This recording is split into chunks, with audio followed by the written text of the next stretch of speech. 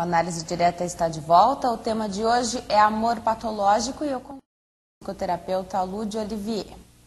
Lu, quando a pessoa se relaciona com alguém e percebe que está sendo amada pelo outro dessa maneira doentia, como é que ela deve agir? Então, o ideal é que ela saia da relação, né, e que indique uma terapia para o parceiro. Por quê? Parece até radical, e eu acho que até é mesmo, mas se você está sendo amada de uma forma errada, né, digamos assim, de uma forma obsessiva, e você continua na relação, de certa forma você está concordando com isso. Né? Não importa que você diga, não estou gostando, não está gostando, mas se não está gostando, por que está continuando? Né? Então eu sou meio radical nesse sentido, eu acho que tem que ser assim mesmo.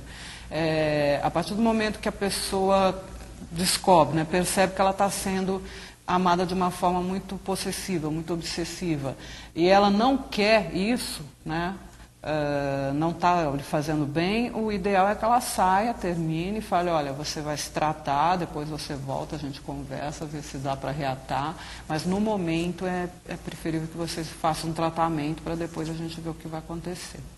Agora, o comportamento do outro pode de alguma maneira incentivar um amor patológico? Ele pode incentivar, mas ele não pode concretizar, né? Ou seja, aquilo que eu falei, quando um está vivenciando essa forma, é porque o outro está aceitando, né? Então, ele pode incentivar, mas não concretizar, desde que o outro também não concorde. Agora, se os dois estiverem predispostos a isso, realmente vai acontecer uma relação possessiva aí. E aí os dois têm um problema. Sim, isso tem que ficar bem claro, né? Quando há essa união, é porque os dois realmente se identificaram, né? Um como possessivo e o outro como submisso. Agora, como diferenciar, então, a frase "eu te amo muito" do amor patológico?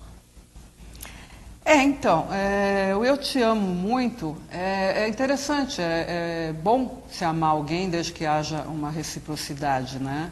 O que não é possível, o que não é bom que aconteça, é que um se anule para amar o outro, né? Então, o eu te amo muito não influencia tanto.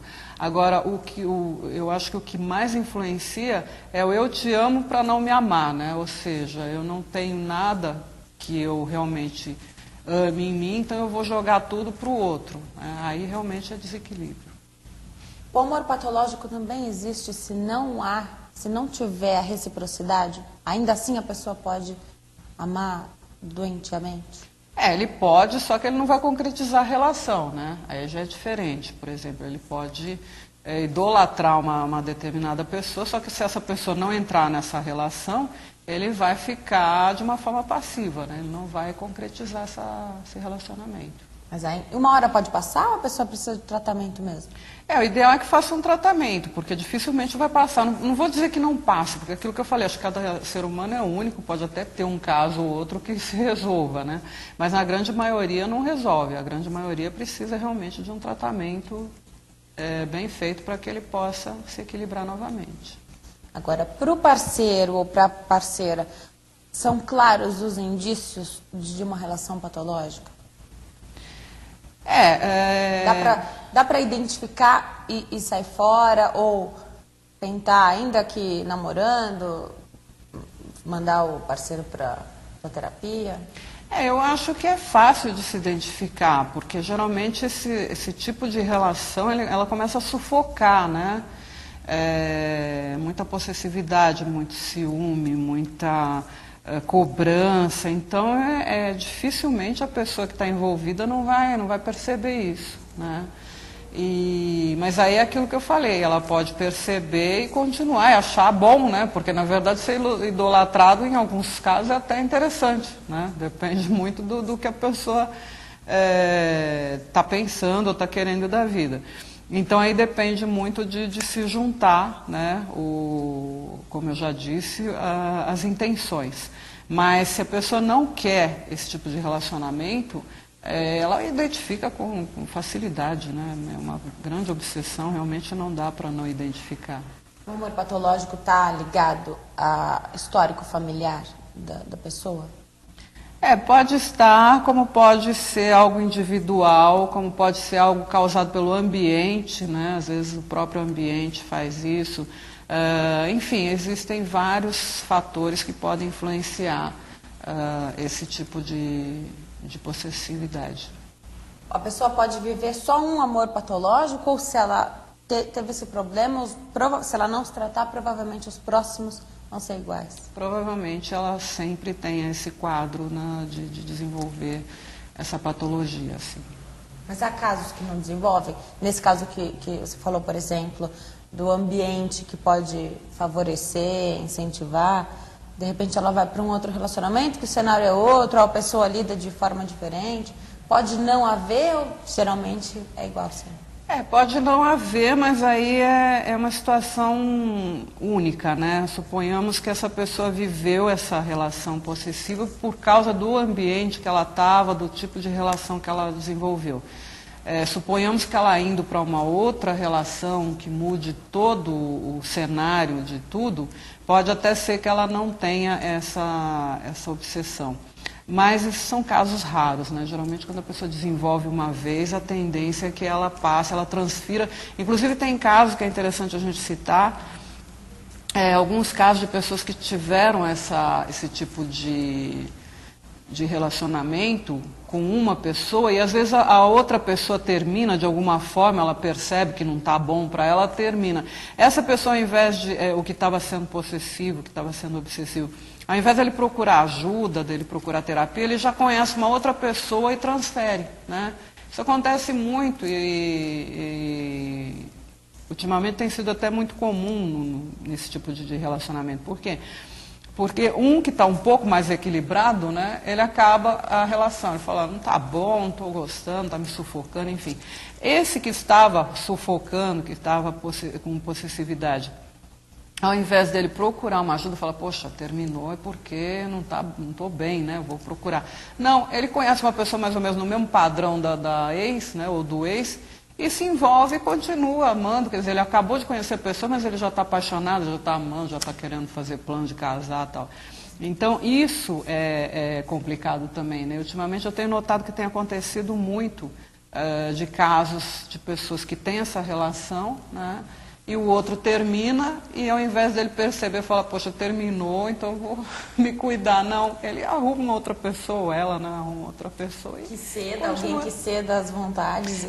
Que também aceite. Já não está. Essa outra pessoa que aceita também já não está muito bem, porque a primeira coisa que você tem que pensar é o seguinte, se você acabou de conhecer uma pessoa, tudo bem, ela pode ser, por mais interessante que ela seja, ela não pode ser vital, né? Você acabou de conhecer, você não sabe quem é. E eu tenho notado, é até uma coisa até estranha, né, que acontece, se eu não presenciasse eu nem acreditaria, mas existe casos assim, existem vários casos de pessoas que terminaram uma relação às vezes de vários anos, que já tinham uma construção de amor, de companheirismo, enfim, uma série de coisas. Só que por excesso ou ciúme, ou possessividade, enfim, o outro às vezes se cansa, ou enfim, acontece alguma coisa, essa pessoa termina. E o parceiro que talvez não queira terminar e não queira se tratar, ele acaba encontrando outra pessoa mais ou menos no mesmo padrão e transfere. Na mesma hora ele já está apaixonado, já está fazendo plano de casar, já está chorando por causa da pessoa. Então, essas pessoas se casam? Geralmente sim. E dá certo? O casamento termina? Qual que é a estatística?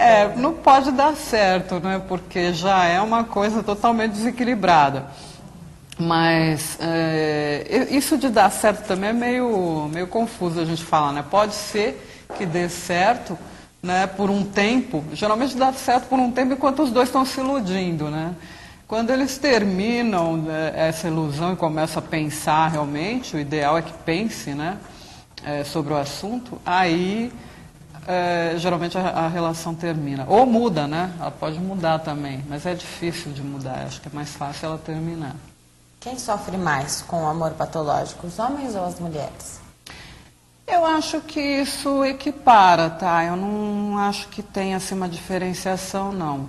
Eles têm tipos diferentes de demonstrar, mas eu acho que sofrer, os dois sofrem na mesma proporção. Eu acredito que a pessoa se sinta muito presa, tanto quem ama dessa maneira patológica, quanto quem é amado desse jeito, né? Acaba sendo uma prisão. É isso mesmo que você sente no consultório?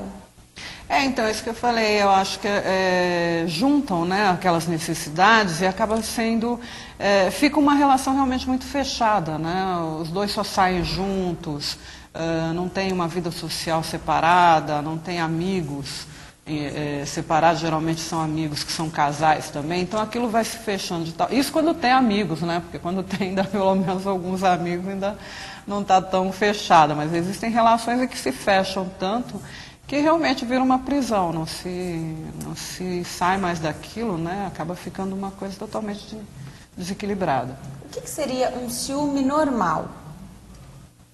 Então, ciúme normal seria, por exemplo, vamos supor, vou dar um exemplo, numa festa, o parceiro, a parceira encontra um ex, e começa a conversar e lembrar de algumas situações. Lembra quando a gente foi em tal lugar? E o outro, presenciando isso, obviamente ele vai ficar meio enciumado, falar, poxa, está dando muita atenção, ou para alguma amizade. Isso até é normal, né? Aquilo que eu falei, se você tiver um diálogo sobre o assunto, ele pode até ajudar a construir a relação, né? A fortificar uma relação. Agora, ele se torna desequilibrado quando ele começa a tolher muito a situação, né? Então, ao invés de simplesmente dialogar, já se faz um escândalo, já se emburra, já não terminou a noite ali. Aí depende do grau, né? Mas, geralmente o normal, né? Se há alguma coisa muito normal que a gente possa falar, é esse diálogo, né? Tudo que a gente puxa para o diálogo, a tendência é que se resolva de uma forma mais amena.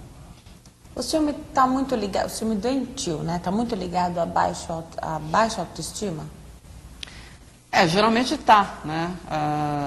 Aliás, a gente tem que explicar também a autoestima, porque se fala muito em resgatar a autoestima, né? Mas tem muita gente que às vezes nem tem autoestima, então não tem o que resgatar, né? Então é complicado a gente falar em autoestima.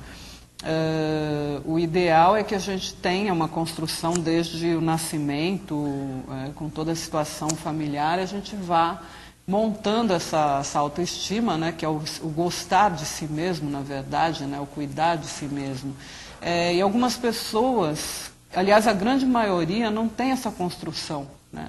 Então, quando se fala em baixa autoestima, às vezes a gente está falando de ausência de autoestima, né? Então, os canais são diferentes. Quando a gente tem uma baixa autoestima, é porque teve em algum momento e o nível baixou. Agora, quando a gente não tem autoestima, que a grande maioria acaba não tendo, não constrói de uma forma certa, aí é que se desencadeia esse tipo de relacionamento, né? Como que dá para fortalecer isso? Como que dá para, se não tem, então criar? Que tipo de situações a gente tem que se obrigar aí no dia a dia, fazer alguma atividade sozinho? Como é que funciona? Aí, como eu disse, o ideal é que a gente direcione para cada caso, porque cada caso tem uma necessidade, né? Mas é o desenvolver gostar de si mesmo, né? Não ao ponto de ser narcisista, é um equilíbrio, não a gente se amar tanto ao ponto de não enxergar mais ninguém, mas também não se rebaixar tanto ao ponto de endeusar todo mundo e não ter aquela vivência própria, né? Aquela vivência de si mesmo, de se conhecer, um autoconhecimento, de se gostar, de cuidar da própria saúde, da própria situação que está vivendo, enfim. O ideal é que se tenha esse equilíbrio, né? E para se ter esse equilíbrio, o ideal é que se faça terapia realmente, não tem assim uma coisa como você se desenvolver sozinha, né? Ou você faz uma terapia, ou, enfim, procura ajuda profissional, ou dificilmente vai conseguir construir. Agora, a ausência total de ciúme é sinônimo de falta de amor? Não só falta de amor, como uma coisa meio de alienação, né? Porque quando a gente está numa relação, a pessoa está numa relação, e ela não demonstra nenhum tipo de ciúme ou nenhum tipo de incômodo com nenhuma situação, na verdade é uma alienação dessa pessoa. Ela está se relacionando praticamente com ela mesma, né? Seria o inverso do submisso. Ela acaba, o que a gente chama de pseudo-relação. Ela se relaciona com uma outra pessoa, mas na verdade ela está tão na dela porque ela não está nem vendo o outro, né? Aí já é uma outra situação complicada. Então não é bom, não é sinônimo de equilíbrio também não ter ciúme nenhum. Não, não. O equilíbrio justamente é a gente sentir numa medida justa, numa medida proporcional a uma situação normal, né? Agora, se a pessoa não sente nenhum tipo de reação, nenhum tipo de ciúme da outra pessoa, ela também está muito alienada, ela já não está dentro da relação, ela está se relacionando com ela mesma e o outro está lá como figurante, né? E já é outra coisa. Pode ser visto como uma doença? Como é que a psicologia vê o ciúme? Então, desde que ele seja desequilibrado do jeito que eu estou falando, ele realmente é uma doença, ele precisa de tratamento, né? Aí depende da dosagem que a pessoa está passando, mas de uma forma geral é uma doença e precisa de tratamento. A outra pessoa que aceita esse tipo de ciúme excessivo também está com problema, como no amor patológico? Sim. Ou não? Tudo que é desequilibrado e que une duas pessoas ou mais, né? Quando a gente fala de relacionamento a dois, às vezes a gente não presta atenção nesse detalhe. Mas existem também, isso existem amizades, existem grupos de jovens, né? Existe aquela disputa, enfim, existe uma série de situações que podem desencadear isso, né? E, na verdade, de qualquer forma, isso há necessidade de se tratar, sim. Tá certo, no próximo bloco, então, a gente vai falar mais sobre os tratamentos, né? A gente falou aí do ciúme, do amor patológico, a gente vai falar no próximo bloco dos tratamentos com a psicoterapeuta Lúdia Olivier.